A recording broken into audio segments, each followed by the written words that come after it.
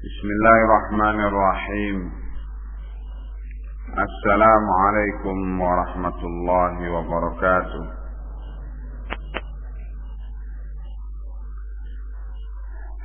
Alhamdulillah,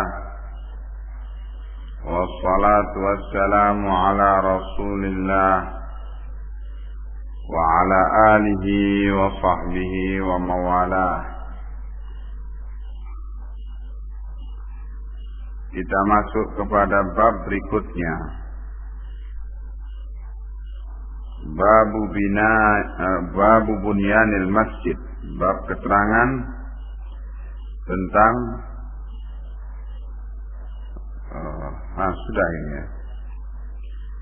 Babu ta'awuni fi bina'il masjid.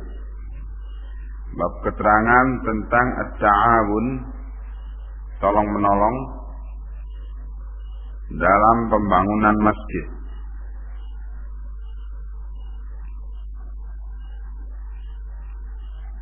An Abi Sa'id Al-Khudri radhiyallahu anhu annahu, dari Abi Sa'id Al-Khudri yang Allah telah meridai beliau, annahu kana yuhaddithu yauman, bahwasanya Abu Sa'id di suatu hari pernah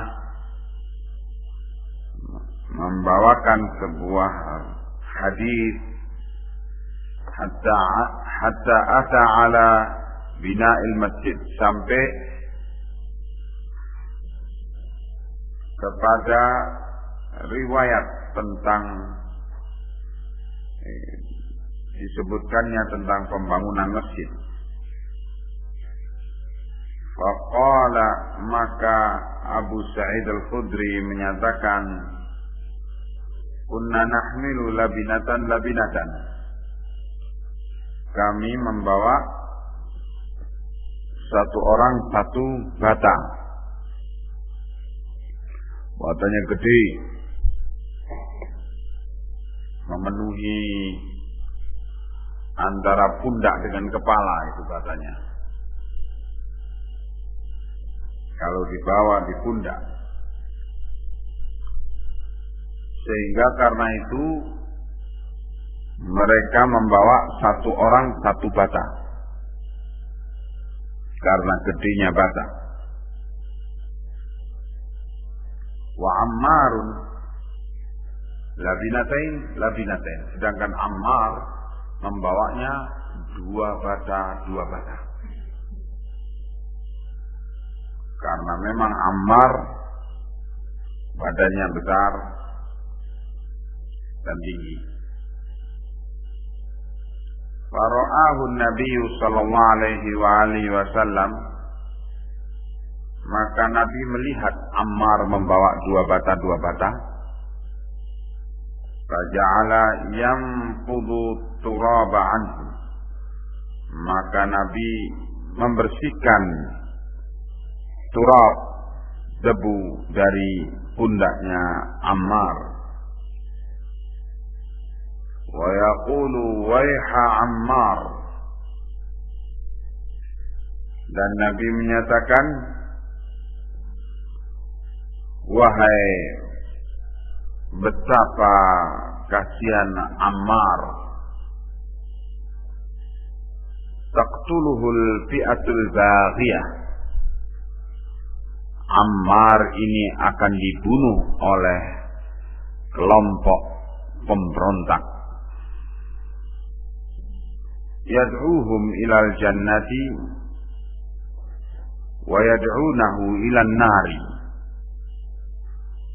Ammar mengajak mereka, kelompok pemberontak itu, ke neraka, ke surga, sedangkan mereka, kelompok pemberontak itu, mengajak Ammar ke neraka.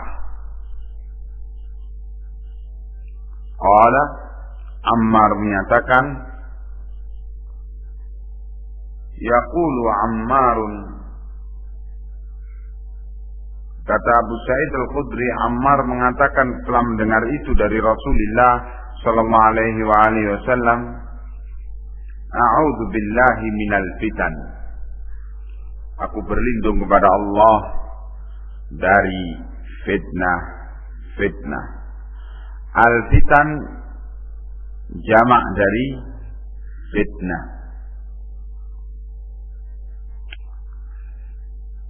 Dan ini adalah nubuwah dari Rasulullah sallallahu alaihi wasallam.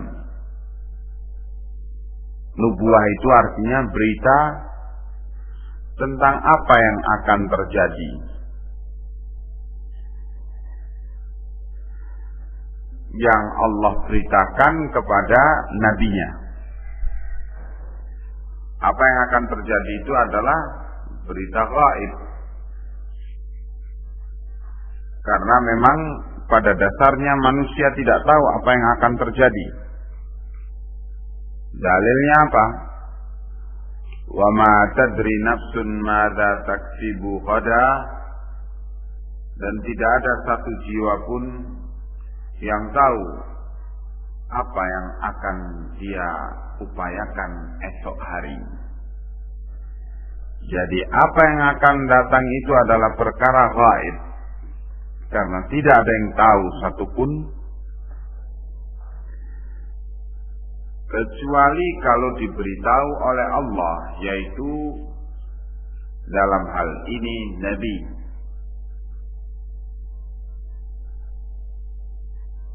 Dan Nabi memberitakan bahwa Ammar akan dibunuh oleh kelompok pemberontak. Dan ternyata ketika terjadi perang Siffin, peperangan antara Ali bin Abi Thalib radhiyallahu anhu sebagai khalifah berhadapan dengan Muawiyah bin Abi Sufyan radhiyallahu anhuma sebagai pihak yang tidak mengakui tidak mau berbaiat kepada Ali sebagai khalifah. Dan pertempuran meletus. Dalam peristiwa itu Ammar bin Yasir radhiyallahu anhuma ada di pihak Ali. Kemudian terbunuhlah Ammar dalam pertempuran itu oleh tentara Syam yang dipimpin oleh Muawiyah. Dengan terbunuhnya Ammar, maka terjadi keributan yang dahsyat di pasukan Muawiyah bin Abi Sufyan radhiyallahu anhuma, karena mereka sudah tahu sebelumnya tentang sabda Nabi ini. Kenyataannya Ammar terbunuh dalam posisi di pihak Ali, sehingga dengan demikian yang membunuh Ammar adalah pemberontak, yaitu Muawiyah bin Abi Sufyan. Mendengar berita terbunuhnya Ammar bin Yasir ini, Muawiyah bin Abi Sufyan menyatakan bukan pasti, tidaklah pasti yang membunuh itu adalah kami. Yang jelas-jelas pasti, kata Muawiyah, yang membunuh itu ialah yang membawanya ke medan perang.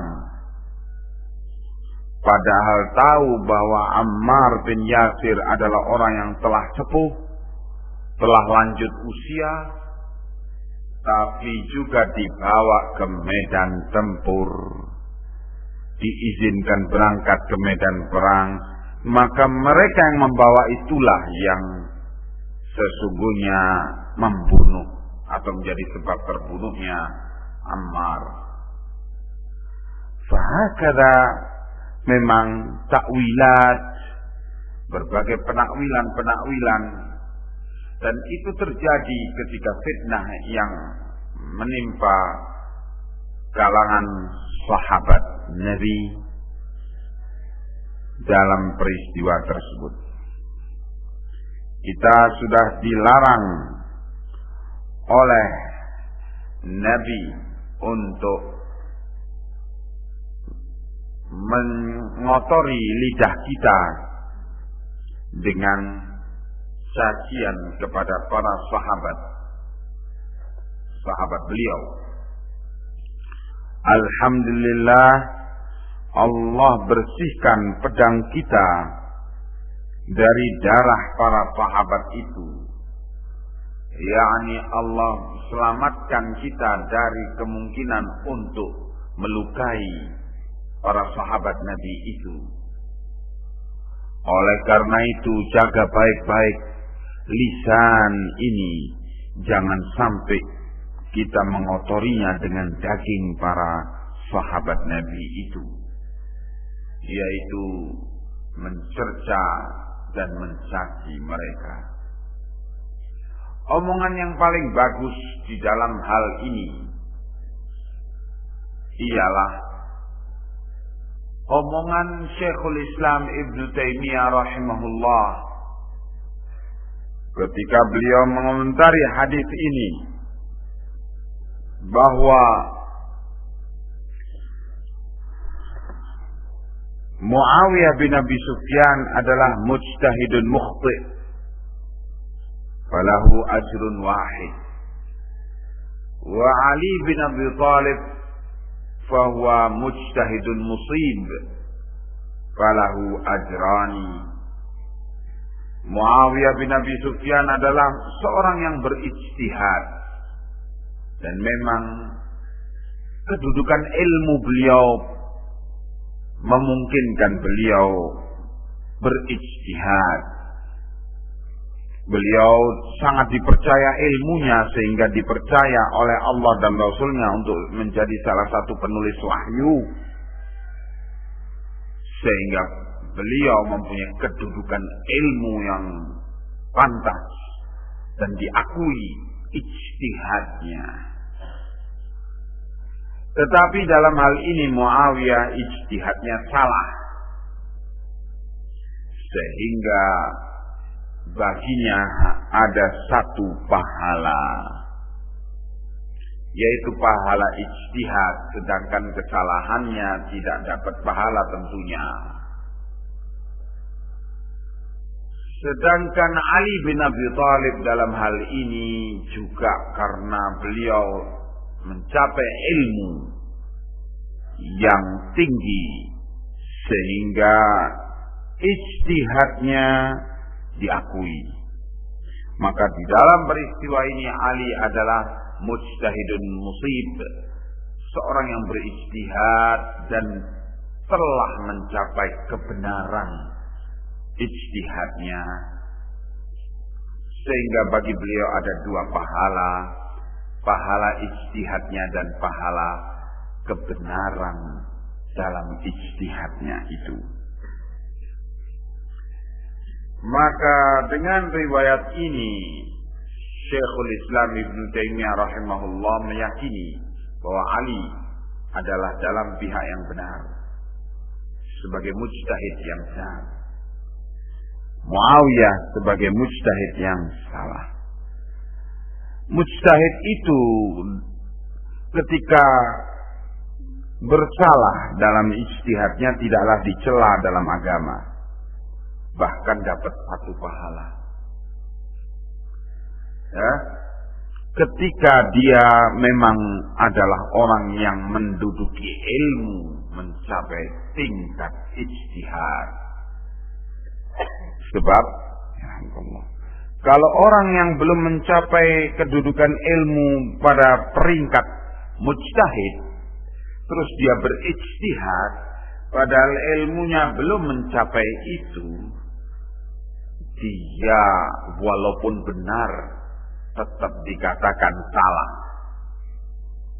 walaupun benar. Dikatakan salah dan dicela dengan ijtihad yang dia lakukan dalam keadaan belum mencapai kedudukan ilmu untuk berijtihad. Sebab berbicara tentang agama ini tanpa ilmu adalah tercela, walaupun kebetulan omongannya itu sedang benar, tetap dicela karena cara dia mencapai kebenaran itu yang salah, yaitu tanpa ilmu. Jadi berbicara tentang agama ini tidaklah sama dengan main sirkus, untung-untungan. Tetapi berbicara tentang agama ini dengan kepastian dan keilmuan yang sangat pasti. Maka seorang yang berijtihad padahal dia belum mencapai ilmu yang sepantasnya untuk dia melengkapi dirinya sebelum berijtihad itu, tapi dia loncat keburu berijtihad, maka dia dicela, sangat dicela. Walaupun sekali lagi dia kebetulan mencapai kebenaran dengan cara kejahilannya itu,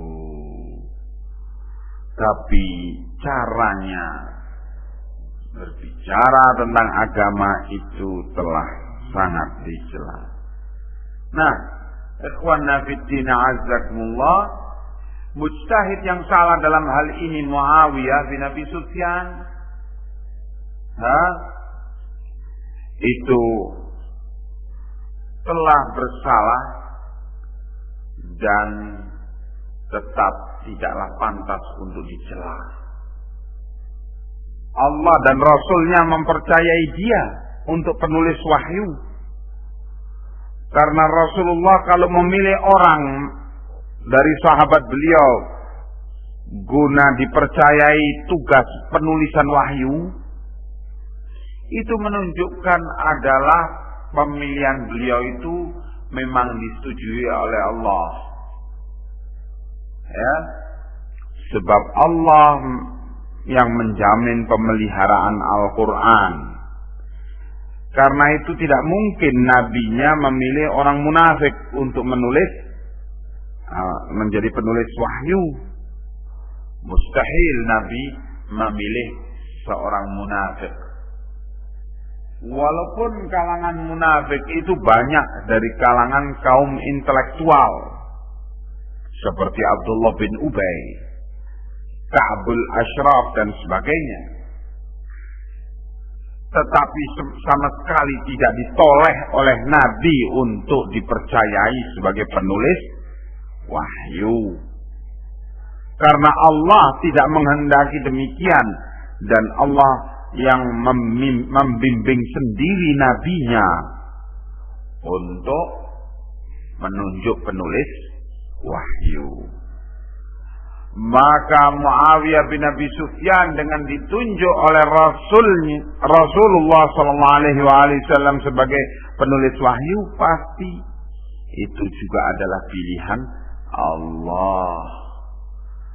Dan meragukan kejujuran Muawiyah berarti meragukan ilmu Allah, ya, dalam memilih hamba-hambanya yang menjadi penulis wahyu, yang kemudian giliran berikutnya setelah meragukan kejujuran Muawiyah, yaitu meragukan apa yang ditulisnya dari Al-Quran. Jadi dengan dianggapnya Muawiyah sebagai seorang politikus yang licik, maka berarti ada kemungkinan Al-Quran itu disimpangkan oleh kelicikan sang politikus. Dan keraguan yang demikian adalah kufur billah. Ya. Upaya untuk meragukan Al-Quran dan Al-Hadis sedemikian gencarnya. Para penulis wahyu diragukan kejujurannya. Abu Bakar, Umar, Utsman, ini para penulis wahyu. Muawiyah bin Abi Sufyan, di samping Ali bin Abi Thalib. Mereka para peragu atau para munafikin yang ingin meragukan umat Islam terhadap kebenaran Al-Quran dan Al-Hadis bertameng sebagai orang-orang pecinta Ali dan ahli baitnya. Kemudian meragukan kejujuran Abu Bakar As-Siddiq, Umar bin Khattab, Ali bin Abi Thalib, Utsman bin Affan, Muawiyah bin Abi Sufyan, dan para penulis wahyu yang lainnya. Ya. Kemudian juga meragukan para penulis, para periwayat hadis, sahabat Nabi yang paling banyak meriwayatkan hadis itu paling banyak dicerca oleh mereka, paling banyak didiskreditkan biografi mereka, riwayat hidup mereka paling banyak didiskreditkan. Ya, seperti Abu Hurairah, mereka menyerang habis-habisan biografi Abu Hurairah untuk orang meragukan hadis yang diriwayatkan oleh Abu Hurairah, dan Abu Hurairah adalah seorang sahabi yang paling banyak meriwayatkan hadis. Kemudian Aisyah radhiyallahu anha nomor 2 setelah Abu Hurairah dalam banyaknya riwayat yang disampaikan. Juga didiskreditkan habis-habisan tentang riwayat hidupnya. Sampai mereka menuduhnya sebagai pelacur. Wal'iyadu billah, kita berlindung kepada Allah dari tuduhan yang demikian. Allah menurunkan ayat yang mensucikan Aisyah dari segala tuduhan berzina yang sempat ditebarkan oleh para munafikin. Allah menurunkan ayat pensucian Aisyah dari langit ke-7. Dan ayat itu sampai sekarang kita dapati dan kita baca di dalam Al-Quran. Tetapi para munafikin sampai hari ini berupaya untuk mendiskreditkan Aisyah radhiyallahu anha. Karena tujuan mereka bukan Aisyahnya. Tujuan mereka ialah hadis-hadis yang diriwayatkan oleh Aisyah. Demikian pula para perawi hadis yang lainnya amat gencar mereka tuduh dengan berbagai tuduhan dan didiskreditkan mereka dengan berbagai tuduhan-tuduhan, dan sejarah hidup mereka, biografi mereka simpang siurkan dan dikesankan bahwa mereka adalah orang-orang jahat dan orang-orang pengkhianat. Maka kalau sudah ini berhasil dimasukkan dalam pikiran kaum muslimin, giliran berikutnya apa? Kaum muslimin meragukan kebenaran Al-Quran was sunnah. Ya. Dan kalau sudah begitu, mereka diseret untuk lebih jauh lagi guna mereka mengimani Al-Quran dari Dajjal dan Al-Hadis dari Dajjal. Al-Quran dari Dajjal seperti yang diriwayatkan oleh tokoh-tokoh daripada para penggagas pemahaman Rafidhah Syiah Imamiyah, mereka mengatakan akan datang Al-Quran yang dinamakan Mushaf Fatimah. Inilah sesungguhnya Al-Quran dari Dajjal itu.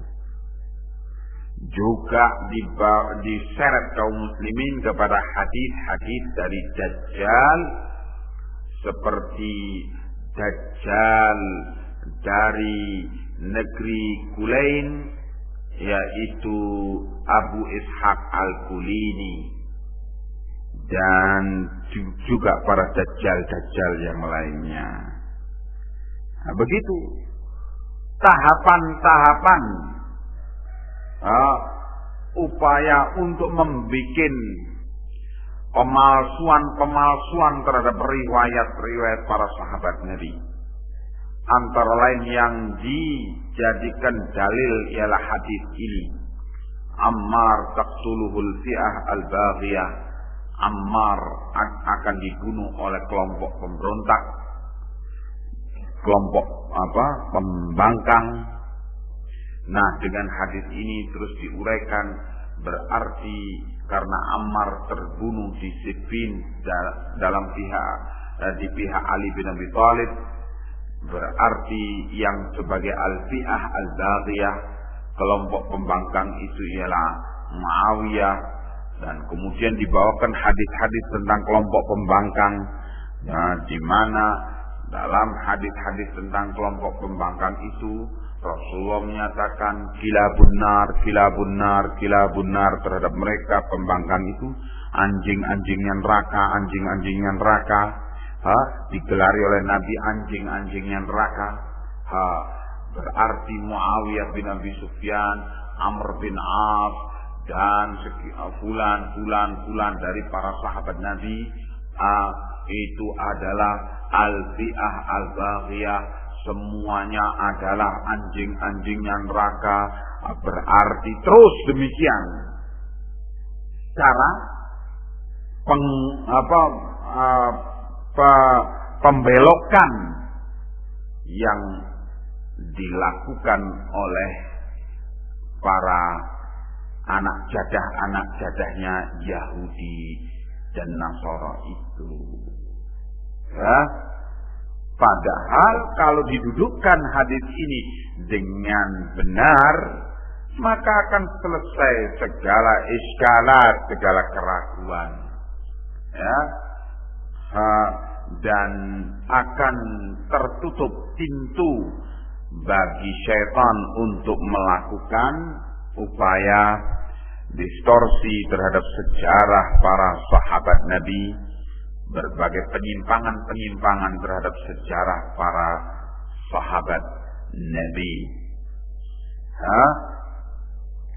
Dari hadis ini menunjukkan bagaimana ta'awunnya, tolong-menolongnya para sahabat Nabi di dalam membangun masjid.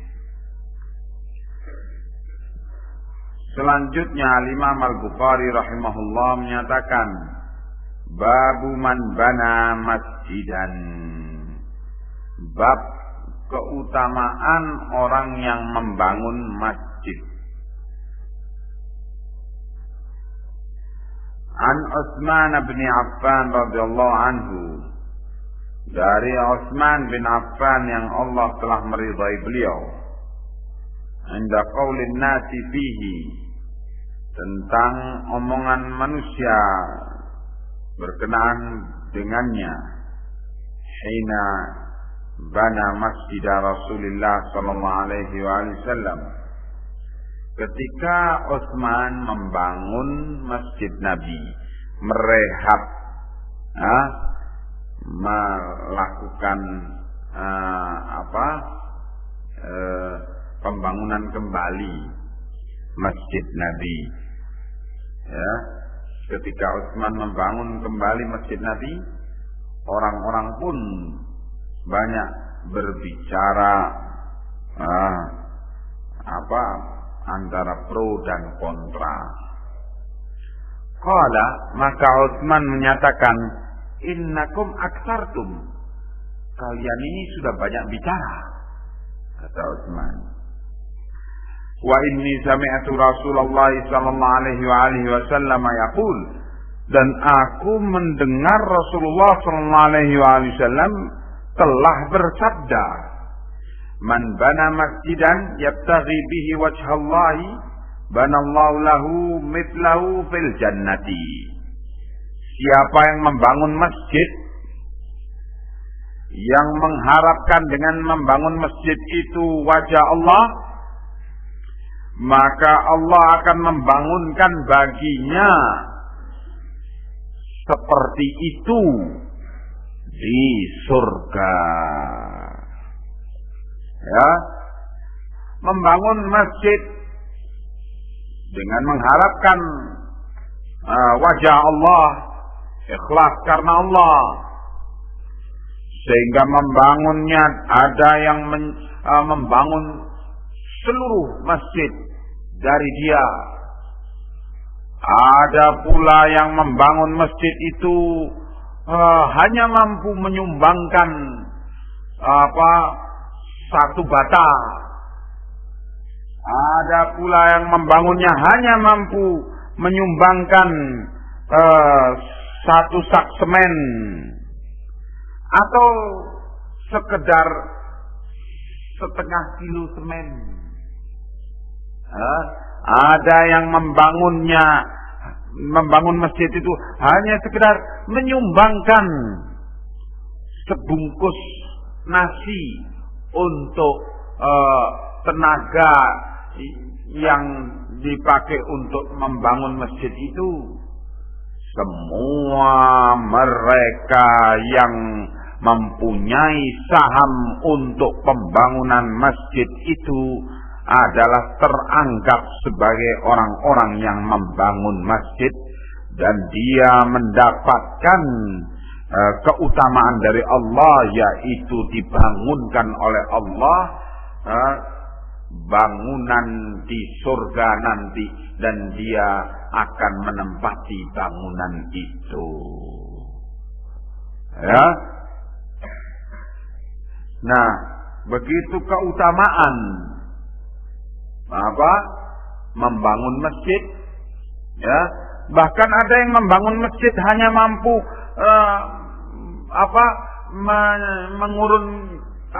ikut serta dengan tenaganya saja, nggak mampu dengan uang, nggak mampu dengan keahlian, hanya tenaganya saja, maka juga termasuk dari golongan orang yang membangun masjid itu.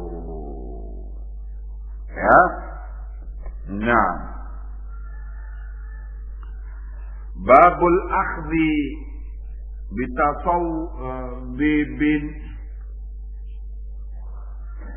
binusulin nabal ila marrin idza marra fil masjidi.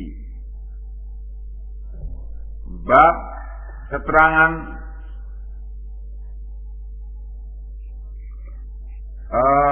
untuk dituntunkan supaya al-akhdhi guna memegang nusulil nabal. Nusul yaitu ujungnya yang tajam. Dari an-nabal yaitu panah. Nah, kalau lewat masjid itu memegang ujungnya yang tajam. Jangan membawanya pada ujungnya yang tidak tajam, yang tumpul, terus dibawa begitu sehingga kalau dia jalan bisa terkena orang pada ujungnya yang tajam itu. Akhirnya melukai orang. Maka dituntunkan al-akhdhi binusulin nabal idza marra fil masjidi. Untuk memegang nusul itu ujung daripada anak panah, dipegang pada bagian yang tajamnya kalau dia lewat di masjid.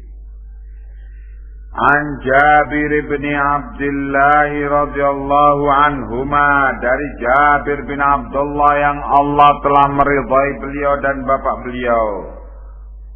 Beliau menyatakan marra rajulun fil masjidi, lewat seorang di depan masjid, wa ma'ahu sihamun, dan beserta dia beberapa anak panah.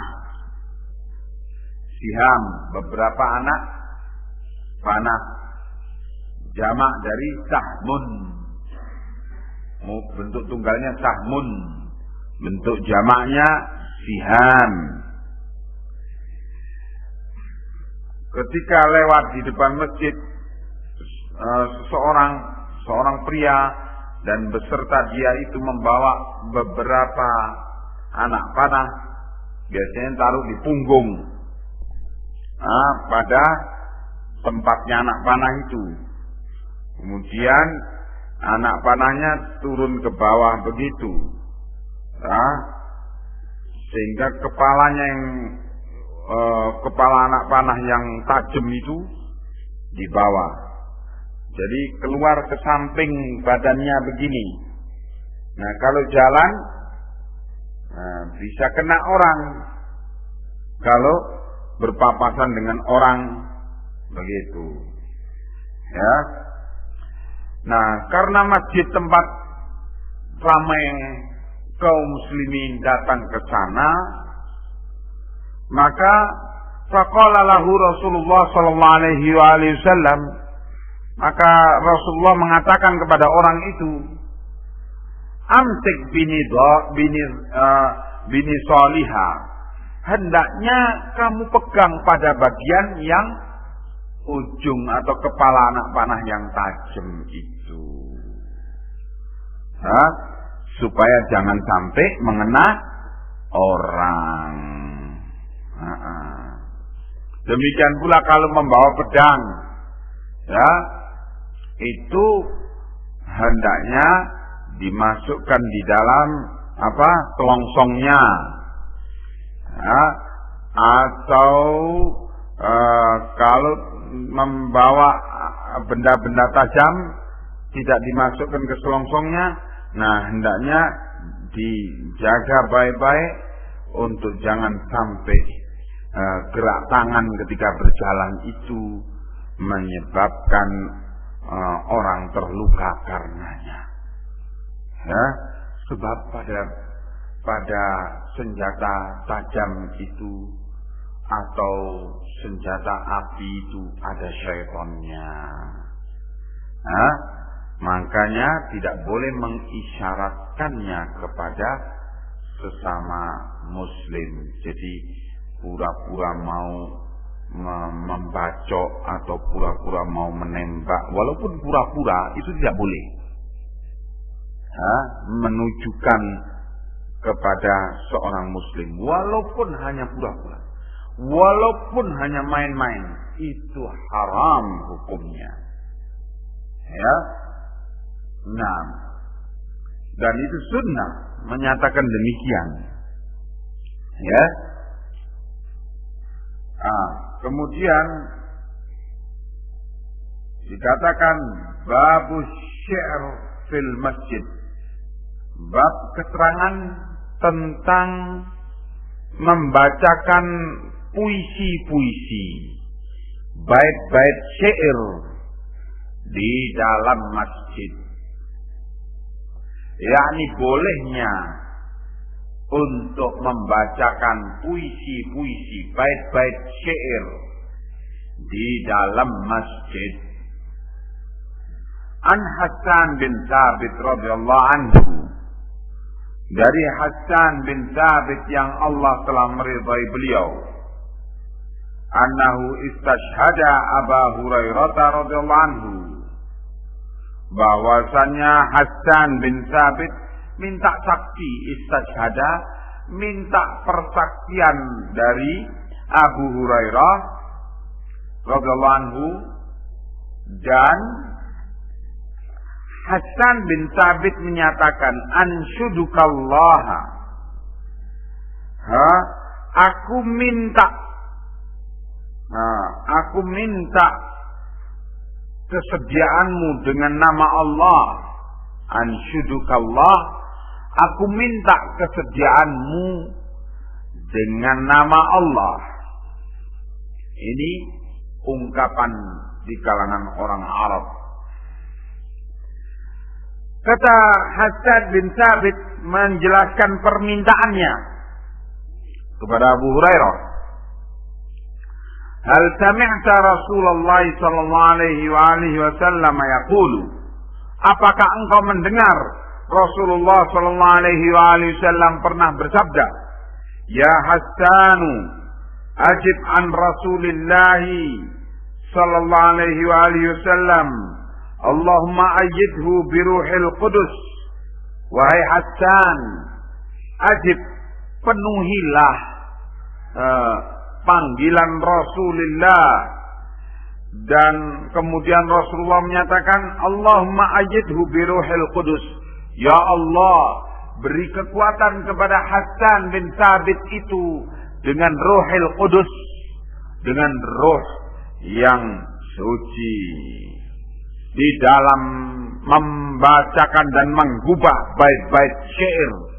Karena Hassan bin Thabit adalah syairu Rasulillah, penyairnya Rasulullah, yang biasa menggubah bait-bait syair untuk Rasulullah, untuk dibacakan di depan Rasulullah sebagai hiburan kepada beliau. Karena memang orang Arab, salah satu bentuk-bentuk hiburannya ialah duduk di majelis untuk kemudian penyair menggubah bait-bait syair dibacakan padanya dan terhibur orang yang ada di majelis itu. Rasulullah juga punya hiburan demikian. Ya, kalau sedang pikiran tegang, sedang ada berbagai problem, Rasulullah duduk di masjid, kemudian Hassan bin Thabit kemudian diperintah oleh beliau, ayo bacakan bait-bait syair. Maka Hassan berdiri kemudian membacakan bait-bait syair di hadapan Nabi.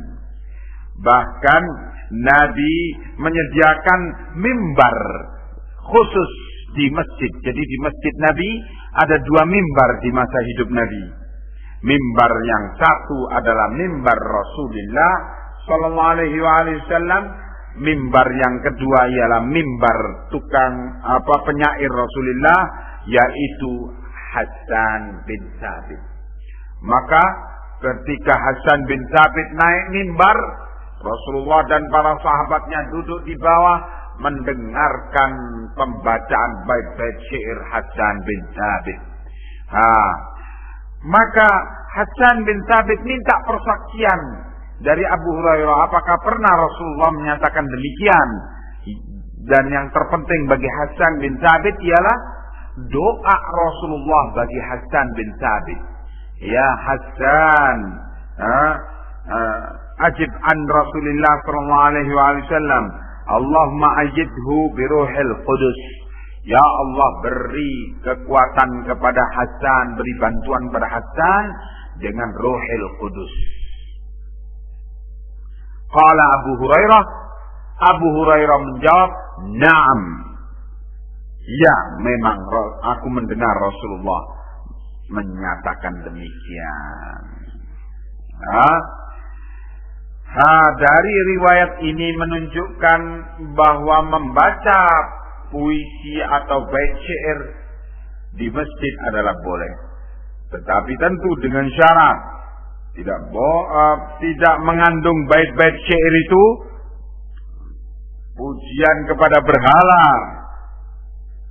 tidak mengandung bait-bait syair itu syirik-syirik seperti bait-bait syairnya A'id Al-Qarni, tokoh Sururi, yang menggubah bait-bait syair isinya puji-pujian dan sanjungan kepada kuburan Nabi dan menganjurkan orang untuk mengkeramatkan kuburan Nabi.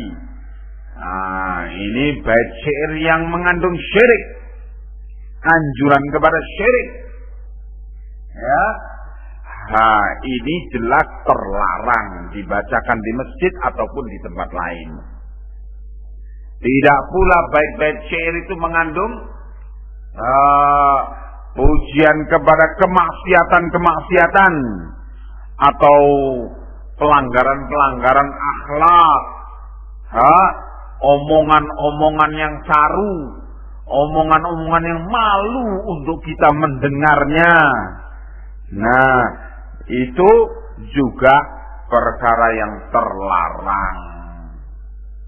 Tidak boleh dibacakan di masjid, tidak boleh pula dibacakan di tempat lain. Jadi bait-bait syair yang boleh dibacakan di masjid ialah bait-bait syair yang mengandung pujian dan sanjungan kepada Allah, anjuran untuk mengikuti ajaran-ajaran Nabi Muhammad SAW, atau anjuran kepada akhlak yang mulia, dan anjuran untuk beramal saleh.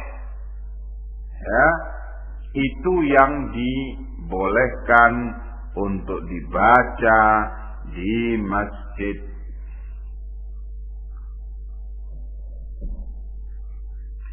Babu ashabil hirabi fil masjidi.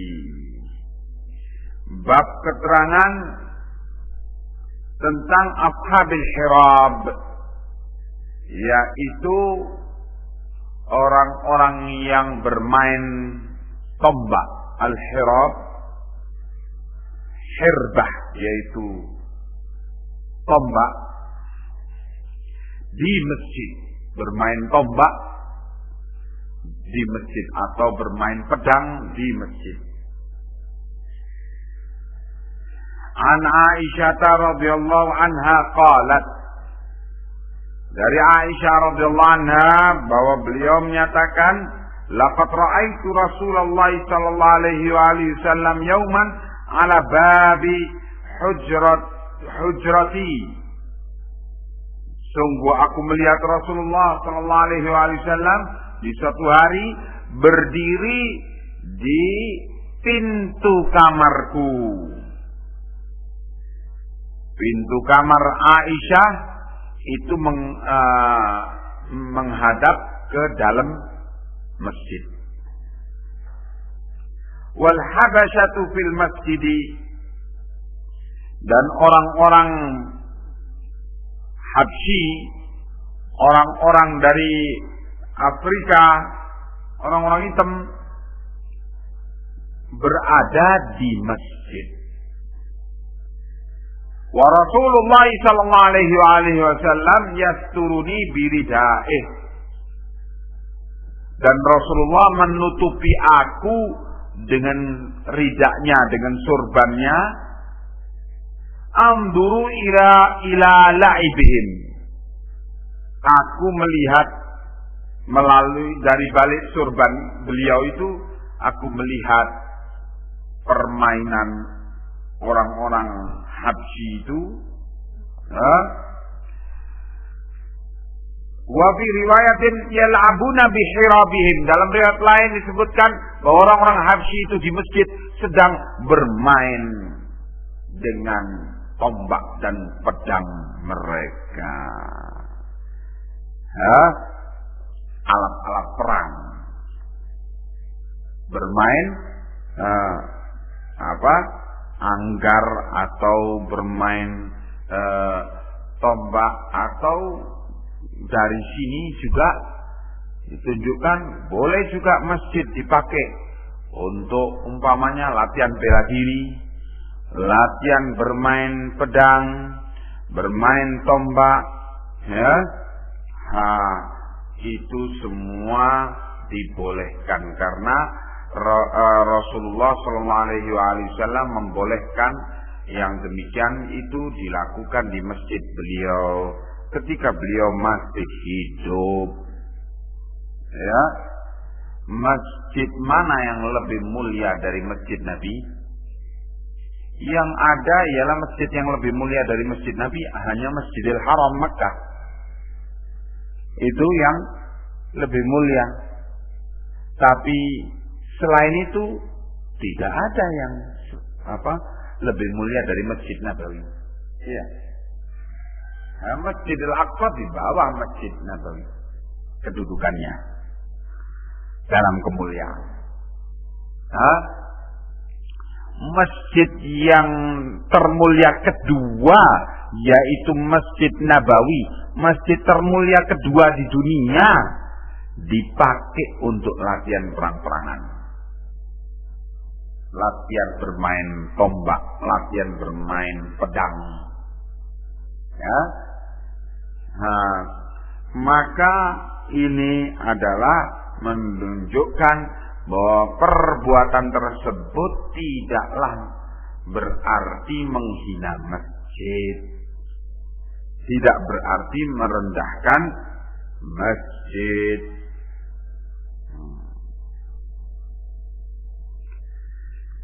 Selanjutnya Imam Al-Bukhari rahimahullah menyatakan babut taqadhi wal mulazamati fil masjid. Bab keterangan at-taqadhi, melakukan pengaduan hukum kepada qadhi di masjid, wal mulazamah, dan al-mulazamah terus menerus tinggal bersama Rasulullah di masjid. Kita lihat hadisnya. An Ka'ab bin Malik radhiyallahu anhu, dari Ka'ab bin Malik yang Allah telah meridhai beliau, annahu taqababna Abi Hadradin, bahwasannya Ka'ab melakukan tuntutan kepada Ibnu Abi Hadrad, yaitu Abdullah bin Abi Hadrad al-Aslami, dainan, terhadap utangnya, nagih utang di masjid, karena lahu alaihi fil masjid, yang dia mempunyai tempat di masjid. Fartafa'at aswatuhuma, sampai yang ditagih dan yang menagih sama-sama ribut, akhirnya meninggi suaranya, hatta sami'ahuma Rasulullah sallallahu alaihi wasallam wa huwa fi baitihi, sampai didengar oleh Nabi dan Nabi dalam keadaan di rumahnya. Fa kharaja ilaihima, maka Nabi pun keluar ke masjid menemui keduanya, hatta kasyafa sijfa hujratihi, sampai Nabi membuka tabir dari kamar beliau. Fanada ya Ka'ab, maka Nabi memanggil, wahai Ka'ab. Qala labbaika ya Rasulullah. Ka'ab menjawab, labbaik, kami memenuhi panggilanmu wahai Rasulullah. Qala dha' min dainika hadha wa auma'a ilaihi ay syatr. Letakkanlah dari utangmu itu kepada utangmu yang seperti ini. Nabi auma'a mengisyaratkan ilaih kepadanya, yaitu kepada asyatr, yaitu kepada separuh, artinya membuat isyarat separuh. Hendaknya engkau relakan utangmu itu separuh daripadanya. Qala qad fa'altu ya Rasulullah. Maka Ka'ab menyatakan, aku lakukan yang demikian itu wahai Rasulullah, yakni aku relakan separuh daripadanya. Qala qum faqdihi. Kemudian Rasulullah menyatakan, bangunlah engkau tunaikan yang demikian itu. Selesai pertikaian itu, karena memang ketaatan mereka kepada Rasulullah sallallahu alaihi wasallam. Jadi peluang-peluang berpecah di kalangan kaum muslimin selesai semua dan tertutup semua. Ya. Ketika mereka memang dididik oleh Nabi untuk mempunyai semangat ketaatan yang luar biasa kepada Rasulullah sallallahu alaihi wasallam. Semua peluang perpecahan, pertikaian, ada peluang itu dalam bentuk pertikaian yang sifatnya sangat pribadi, ya, utang piutang atau urusan keluarga, istri, anak. Ada pula pertikaian yang sifatnya perbedaan tafsiran terhadap agama. Ada pula pertikaian itu dalam perkara yang sifatnya ialah perkara dunia, siapa yang menjabat, siapa yang dijabat, siapa yang dipimpin, siapa yang memimpin. Ya, banyak pintu untuk terjadinya pertikaian itu. Ya, syaitan berdiri di pintu-pintu itu, menanti peluang. Begitu kaum muslimin memasuki pintu itu, langsung syaitan naik ke pundak mereka dan menabuh genderangnya, menabuh tabuhannya si syaitan ini, dan kemudian di sini marah, di situ marah, dan terus meletus. Begitu berbagai pertikaian tersebut, dan akhirnya meluas dan meluas dan meluas. Ya, nah, dan tentunya bahkan sampai pada tingkat tertumpahnya darah muslimin. Nah, maka ketika kaum muslimin mempunyai semangat untuk taat kepada sunnah Rasulullah sallallahu alaihi wasallam, segala pertikaian yang paling dahsyat sekalipun akan selesai.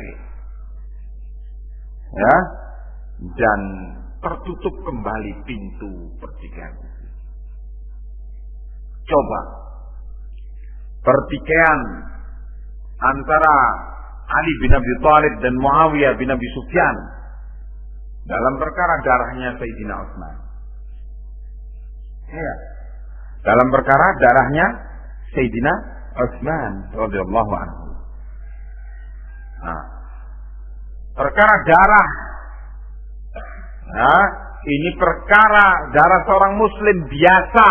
Ini perkara yang luar biasa nilainya, padahal darahnya muslim biasa, orang biasa. Apalagi darahnya seorang khalifah, seorang penguasa, Khalifah Ar-Rasyid, yang disepakati oleh kaum muslimin dengan dalil-dalil dari Al-Quran dan Sunnah. Nah, Utsman termasuk daripada Khulafa Ar-Rasyidin. Darahnya orang semacam ini tentu luar biasa kedudukannya, dahsyat sekali. Sehingga ketika Sayyidina Ali menghendaki untuk menunda hukuman qisas, hukum balas terhadap para pembunuh Utsman, yang dalam hal ini pertimbangan Sayyidina Ali karena yang terlibat itu 2.000 orang. Yang dalam hukum syariah 2.000 itu harus dipenggal semuanya kepalanya, karena terlibat langsung semuanya dengan pembunuhan Utsman. Dan ini berarti menyangkut masa yang besar. Di saat itu Sayyidina Ali berijtihad untuk menunda pelaksanaannya, bukan untuk menghapuskan pelaksanaannya. Sayyidina Muawiyah menyatakan tidak bisa ditunda. Sekarang juga harus dilaksanakan. Kalau tidak, maka ini akan menjadi presiden yang buruk. Permulaan yang buruk yang akan diikuti oleh generasi selanjutnya dari kaum muslimin kalau membunuh orang itu rame-rame supaya bebas dari hukum. Begitu. Nah, perbedaan ijtihad dalam perkara darah Khalifatul Rasyid ini juga menjadi peluang bagi syaitan untuk menabuh genderangnya supaya terjadi fitnah di antara kedua kelompok mukminin itu, dan meletuslah pertempuran demi pertempuran.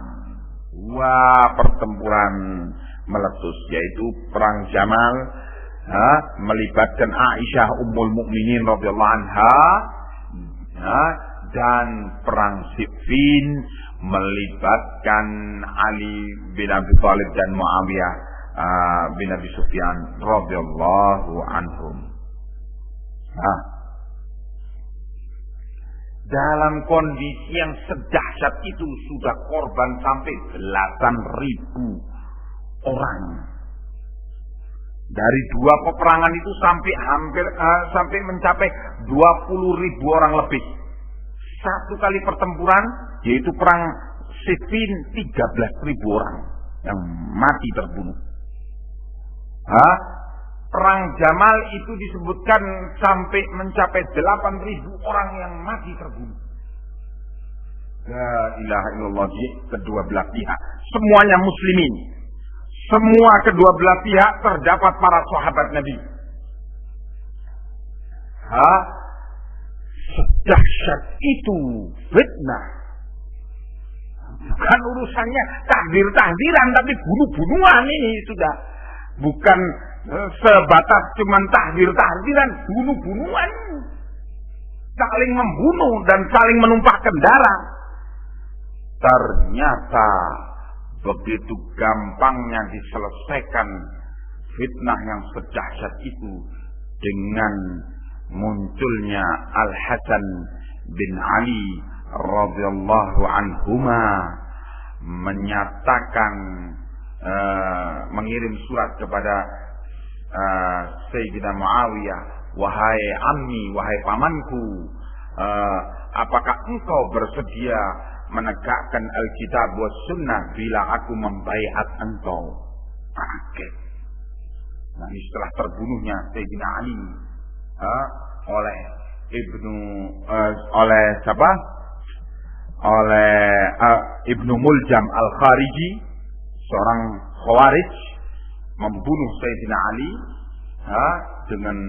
dengan zalim sehingga Ali terbunuh sebagai syahid.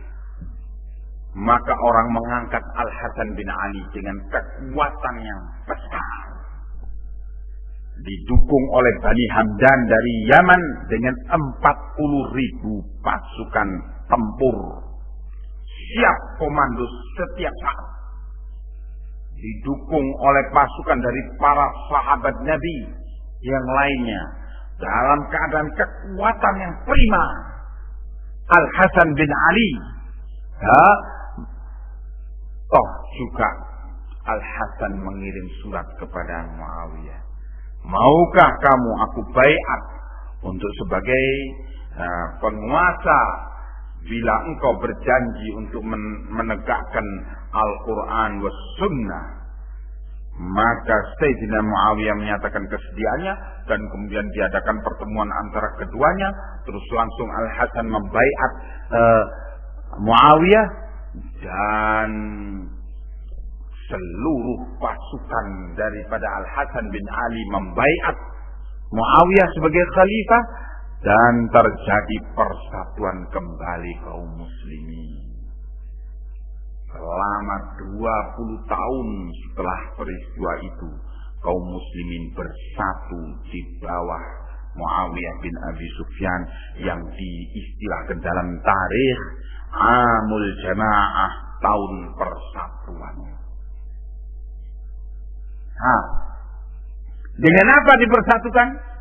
Dengan ikhlas mentaati Allah dan Rasulnya, dengan semangat mengikuti sunnah Nabi. Syaitan, genderangnya syaitan itu sudah nggak terdengar lagi. Berebek itu genderangnya itu, nggak bunyi lagi. Ketika orang-orang muslimin ini semuanya bersepakat untuk mentaati Rasulullah, mentaati Allah dan Rasulnya sallallahu alaihi wasallam. Jadi perjuangan untuk menyelamatkan kaum muslimin dari perpecahan ialah digencarkan habis-habisan, dikampanyekan habis-habisan, disosialisasikan habis-habisan ajaran-ajaran Nabi kemana-mana yang mampu kita jangkau, untuk kemudian kita panggil kaum muslimin untuk mentaati sunnah Rasulullah sallallahu alaihi wasallam. Kita panggil kaum muslimin untuk bertakwa kepada Allah dalam mentaati sunnah Rasulullah, dan untuk mereka beriman kepada Allah dan Rasulnya dengan ikhlas, dan kita pelopori mereka dengan perbuatan itu, maka itu adalah perjuangan satu-satunya untuk menyelamatkan fitnah yang ada di kalangan kaum muslimin ini. Ya, wahakadha ikhwan, yang terjadi pada para sahabat Nabi ridwanullah alaihim ajma'in. Ila huna ikhwan, wassalamu alaikum warahmatullahi wabarakatuh.